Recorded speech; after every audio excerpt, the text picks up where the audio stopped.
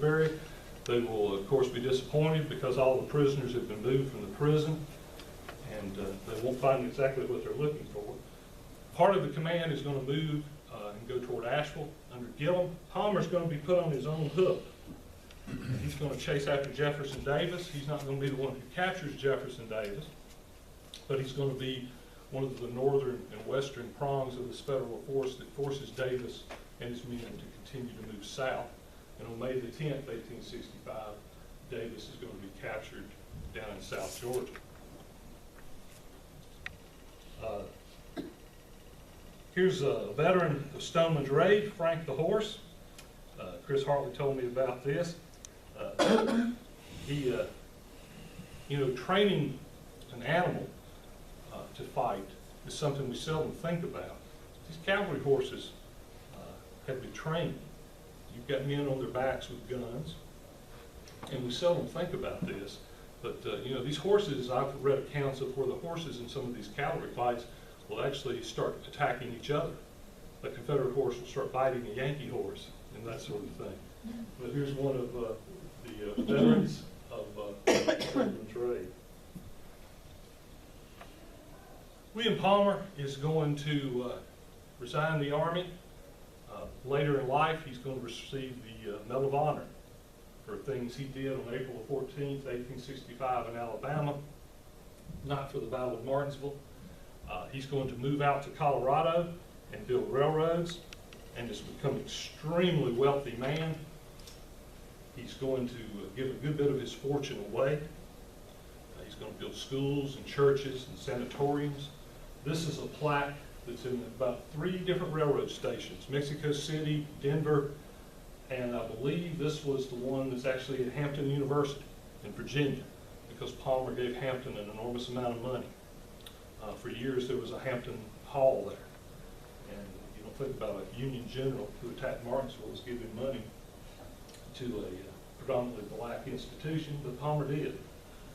And you ever go to Colorado Springs, his house, Glen Erie, the Eagle's Nest is still there. It's very beautiful, looks like a castle almost. It's still there, and he will spend the rest of his life there, living up into the early 1900s.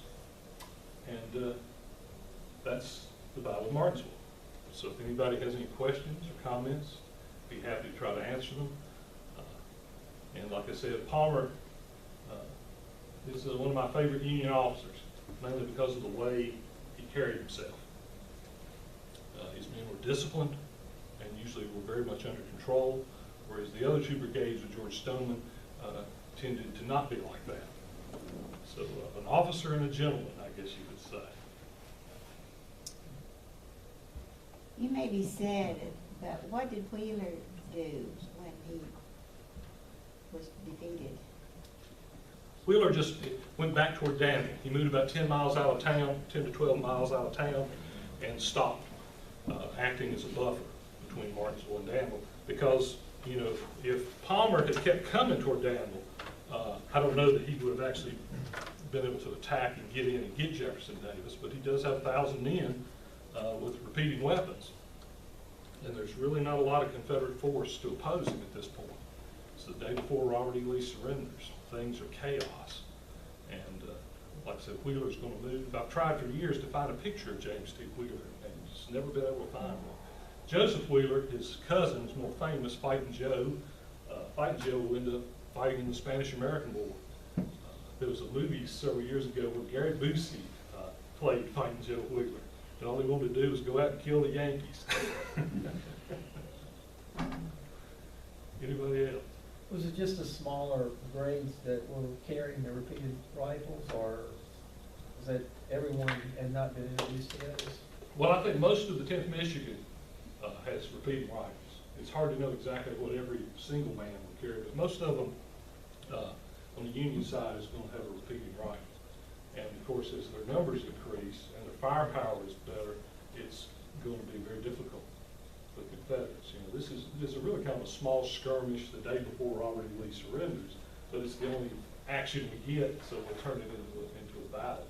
But you can't underestimate the power of repeating weapons with more men and getting more men and more men versus trying to, do it yourself is one of these battles. And like I said, Cummings and Field, when they first attack, they're probably outnumbered by the Confederates. But as more men come in, Trowbridge hears the fighting and sends more men. Eventually the numbers get even, and Wheeler realizes that it might be a good idea for him to start slowly backing out of town. Yes, Was, sir.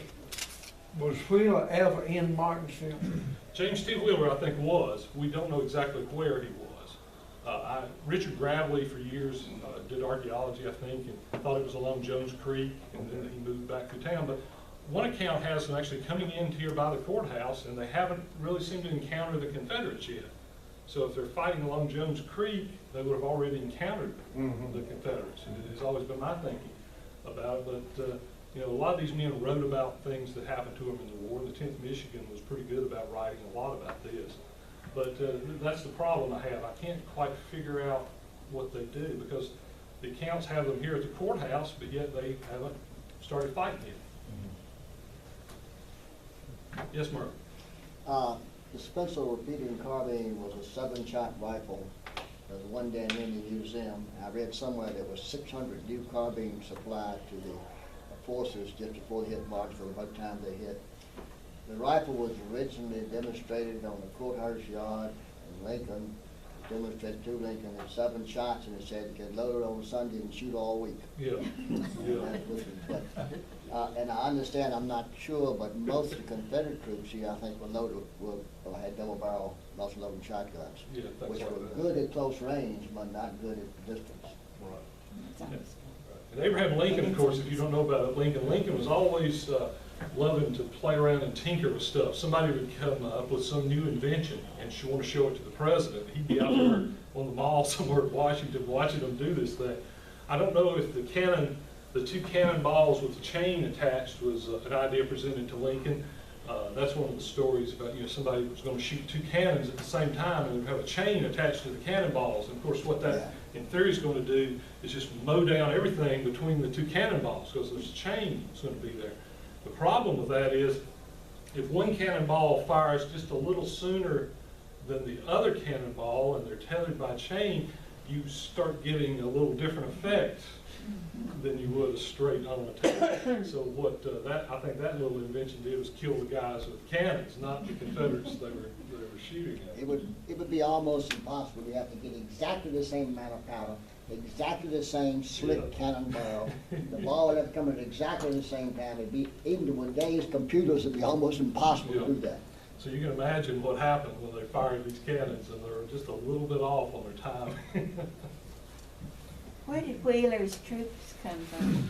Wheeler's guys were mostly from Tennessee.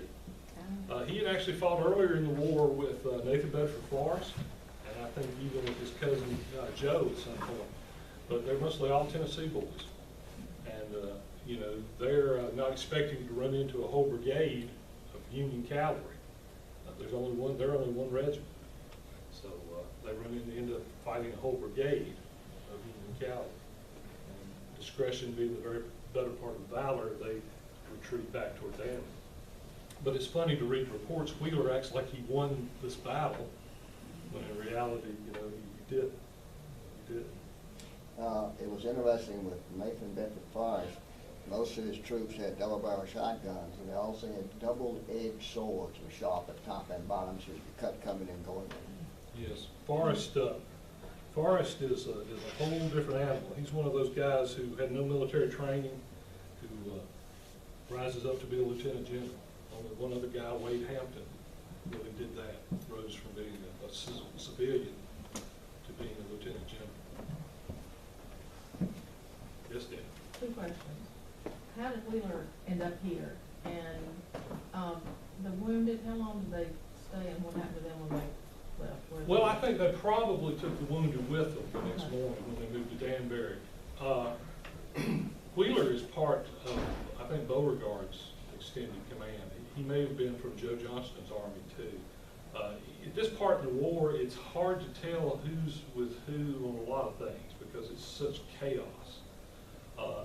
He just happened to be, I think, out here kind of guarding the western side of Danville. And, you know, to give them plenty of warning in case, because you don't know exactly, you know, U.S. Grant is at Appomattox with his entire army. Robert E. Lee is there with his entire army, or what's left of it. So, you know, you don't know who might show up. And they're keenly aware that something's going on over here. You know, they don't know exactly what, but they're keenly aware. But I believe Wheeler is under Beauregard's command. Beauregard is kind of in command of Central North Carolina at this point. We have two people here from Colorado Springs. Have you visited the Palmer home? We have. Betty? In fact, I worked for the Navigators who own the Mhm. Palmer home, the whole Glen, and they're a Christian one-to-one. But we knew a lot about him there and how he helped develop Colorado Springs. Hmm. He built a beautiful castle. In fact, he built it twice because first it was of wood and burned, and then he built it again of stone. And it is a castle. Yeah, it's that- beautiful. It's I've seen very pictures nice, of and it. a beautiful little glen that's surrounded, it's near the Garden of the Gods, which is Garden a of lot Gods, of red right. rocks that are well known. But he did a lot for Colorado Springs. He helped to establish the city and built streets and parks and had trees planted and brought into Colorado Springs trees of many varieties from all over the world to plant in his glen and his property there. He's quite a fellow. If you read about him, you know, he's quite a man. But like I said, he's very young when all this is going on. Well, he was injured quite severely before the war was over, and one leg, do you remember exactly how? No, I don't. Of course, he's going to be paralyzed, you know, later in life. Mhm. He's gonna- the horse And will throw him. even so, he brought his whole regiment there Mhm. to say thank you, and he did a lot of public service for Colorado Springs and for people, and very generous in giving his money. And the Navigators own a very small part of the property now, but he owned thousands and thousands of acres. He's quite a fellow. Quite a fellow. Anybody else? Had the 10th Michigan ever been assigned to Custer? I don't think so. I don't think there was Custer. He had like the 7th Michigan guys like that. You know, David, I don't try to think a lot about George Custer. Being as I grew up in the town Jeb Stewart did, I try not to think about George Custer much, but the 7th is the one that comes to mind. And of course, at Gettysburg, he stopped Stewart on that third day out there, and come on, you Wolverines, and all that. But I don't know off the top of my head, but I'm not an expert on The 10th George was- Custer. Yeah, so it wasn't assigned. I don't think so. I don't think. Palmer's main guys were the 15th Pennsylvania. He kind of started the 15th Pennsylvania with Philadelphia boys, and he kind of kept them with him, I think, through most of the war. But like I said, he's quite a man. Medal of Honor, just about the youngest general.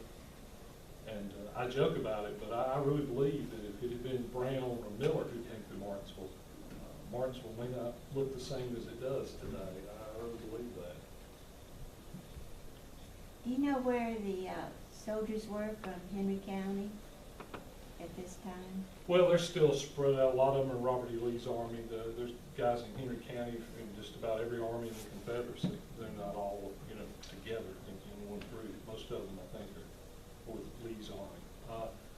But none of them are really around here because, you know, Robert E. Lee's army still got a day to live, and Johnston's army still has a couple of weeks. And so there's no one here really to defend Martinsville, except for Wheeler's men, and that's almost accidental. You know, it's almost accidental, that they just happen to be here. Otherwise, Palmer would have just stopped, spent the night, and moved on to Danbury, which is what he did anyway. But I'd love to have been a fly on the wall when John Red Smith's, I guess his grandmother, told Palmer that she found his presence to be obnoxious in her home.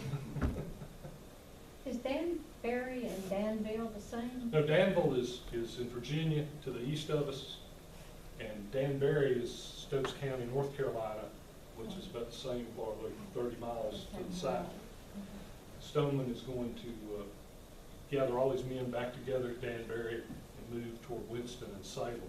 They're not Winston-Salem yet, they're still Winston and Salem. And they will attack Salisbury 3 days later.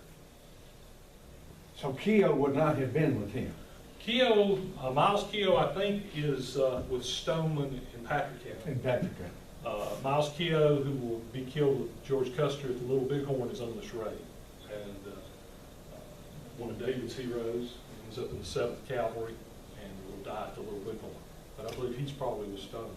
There's been some interesting research done on the Little Bighorn recently, and digging up cottages and all. It's pretty much a different concept of what was originally came out. It's interesting. Yes, sir, did you have? Yeah, there was a statement attributed to Abraham Lincoln, and I don't know when it was. I was curious if you could remember. He said something about, I think the statement was, "Thank God for Michigan." And I don't know at what point in the war that occurred. Yeah, I'm not sure. I'm not sure about that. Have you ever heard that before? No, no. Oh. But Abraham Lincoln was a politician who would thank everybody if it helped him win the war. You know, so I would be surprised if he didn't say that. You know, we pick on poor old George Custer, but George Custer, Michigan. Speaking of Michigan, George Custer in the American Civil War is a pretty competent cavalry officer. And you just don't know how much it pains me to say that out loud. But he does a pretty good job. There's a couple places, especially during Gettysburg, where he is just an enormous thorn in Jeb Stuart's side. Jeb Stuart, I don't have any doubt, would have gotten to Gettysburg much sooner if it wasn't for the fact George Custer kept getting in his way. I've been up to Monroe, Michigan, where Custer, I think, grew up. And there's a big statue of him out there in Monroe, Michigan. And this was probably 20 years ago. We had a big cavalry symposium where all of our Just north of Toledo. Yeah, just north of Toledo. Yeah. And I went by this statue, and I'm not making this up, and there were Native Americans walking around the statue protesting George Custer.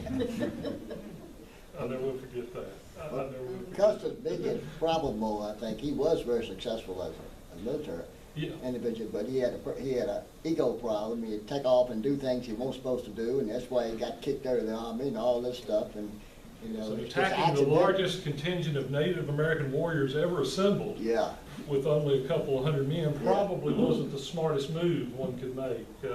Probably wasn't. I don't think he knew he really had that many. He didn't want to admit there was that many, Yeah, but it was, I don't think. ego was a big problem in that. Yeah, I think it was the largest contingent of Native American Yeah, that was the biggest warriors group like ever that got ever together. assembled. And, you know, George just rides right in thinking he's going to, thinking it's Jeb Stuart and John Mosby, and it was Crazy Horse and Sitting Bull. Anybody else? All right, well, thank you very much. Thank you all for coming, we appreciate it.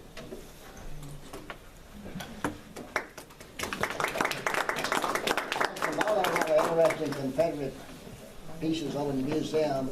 There's the Mac pistol, which is an extremely rare Confederate pistol. It's only about 1,500 used in the Civil War. But that particular one was actually used in the Civil War. These are some pretty rare things in the museum at the courthouse. Oh, her, she's there.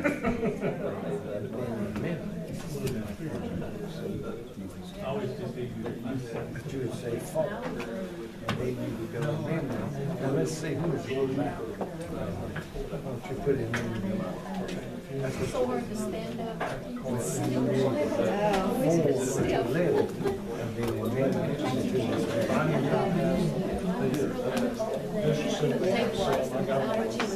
it'll be ready in a couple of weeks, I think. I was so thinking about one of the funerals. That's good.